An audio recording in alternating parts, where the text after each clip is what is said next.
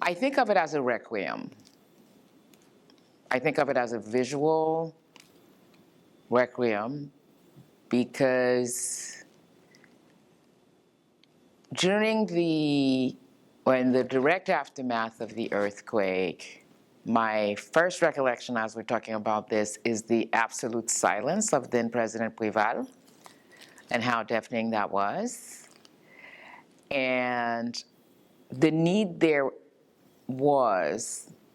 still is, for a remembrance of the devastation that impacted so many people in so many different ways. It needed to be marked nationally in a very intentional way.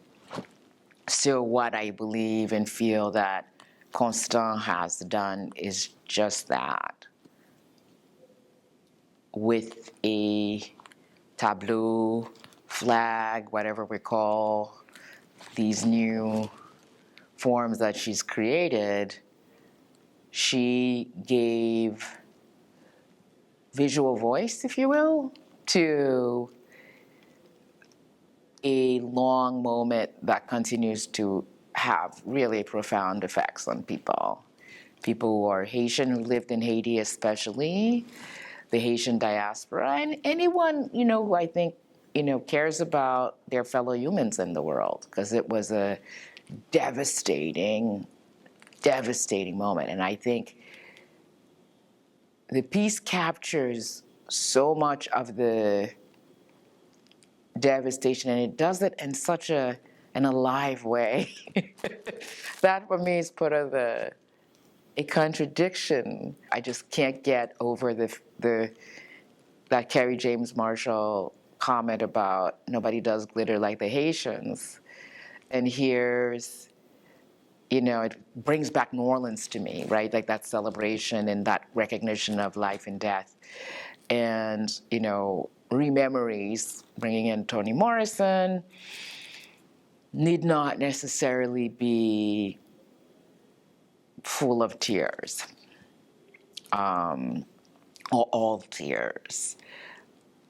I think the piece is exhausting.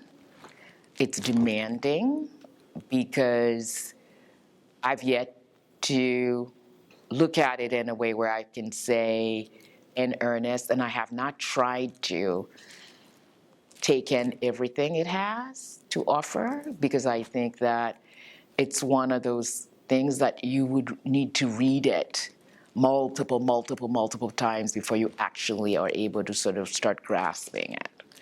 And because of that, it opens up, it's an ongoing dialogue, it's an ongoing conversation, it's an ongoing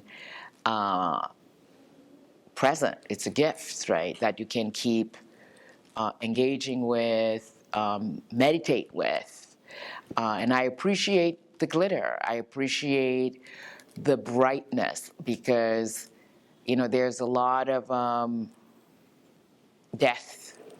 There's a lot of perish. There's a lot of pain. There's a lot of devastation